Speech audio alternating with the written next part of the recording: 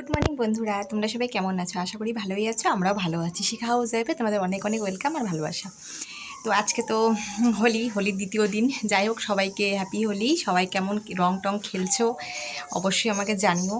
জানি সবাই খুব মজা করবে, আনন্দ করবে। তো আমরা তো সেরকমভাবে রং টং খেলা হয় না, আমরা খেলি না সেরকমভাবে। তার মধ্যে সত্যি কথা বলতে তোমাদের দাদাভাইও বাড়িতে নেই, তোমার দাদাভাইয়ের কোনো ছুটি নেই তো কাজে। তো কার সাথে রং খেলবো? আর তোমাদের দাদাভাই কোনো বছরই রং সেরকমভাবে খেলে না। তাও বাড়িতে থাকলে একটু ভালো লাগে রং খেলার দিনটা। তো কি করা যাবে, আর কাজের ব্যাপার, কাজ বাদ দিয়ে তো আর কিছু কিছু করা যাবে না।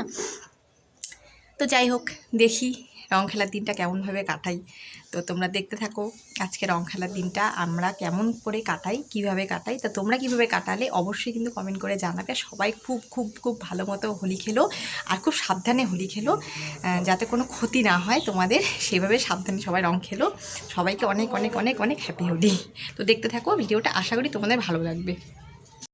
তো দেখো, সকালবেলায় যে আলু চচ্চড়ি করেছিলাম, আলু চচ্চড়ি দিয়ে ভাত মেখে মেখে একটু খাইয়ে দিচ্ছি। মেয়ের খাওয়া হলে তারপরে আমিও একটু খেয়ে নেবো। মেয়েকে আগে খাইয়ে দিই, মেয়ে বললো মা একটু খাইয়ে দাও, খাইয়ে দিচ্ছি। এবার তারপরে তো রান্না তো আছে, আজকে তো শেষ স্পেশাল রান্না, হোলি স্পেশাল। তোমরা তো জানোই হোলিতে সবাই কী খাওয়া দাওয়া করে, তো আমরাও খাচ্ছি আজকে হোলি স্পেশাল খাওয়া দাওয়া। তো এই দেখো সব রেডি করে নিয়েছি, কেটে টেটে। দেখো সব মাংসও ধোয়া হয়ে গেছে।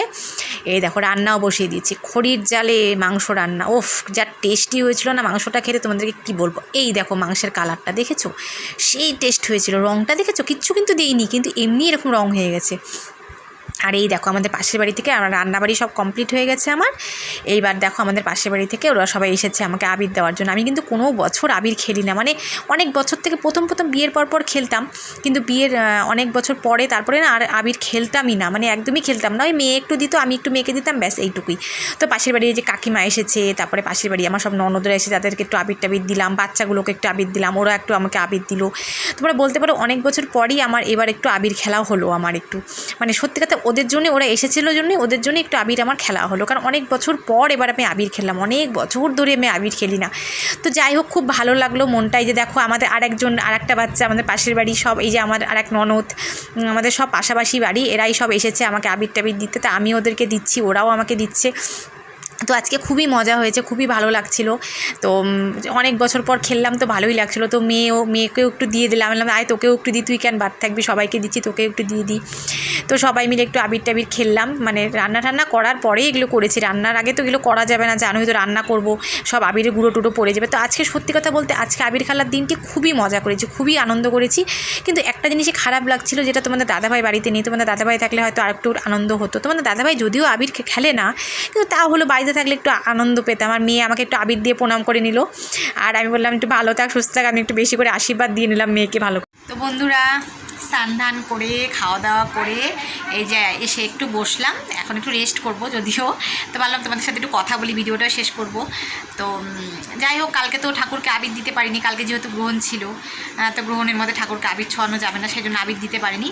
তো আজকে ঠাকুরকে আবির টাবির দিলাম, স্নান ধান করে খাওয়া দাওয়া করলাম। এখন এই যে একটু রেস্ট করব, বাবা আর পারছি না।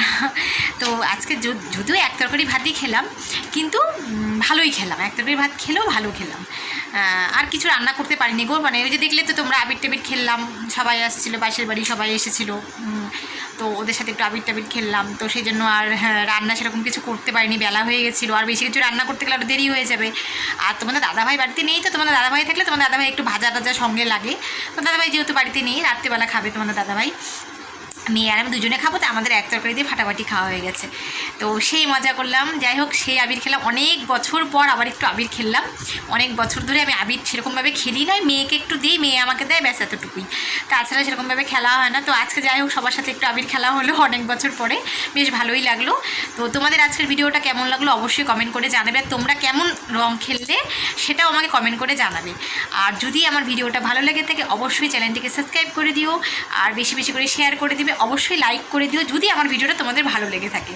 তো আজকের মতো ভিডিওটা এতটুকুই।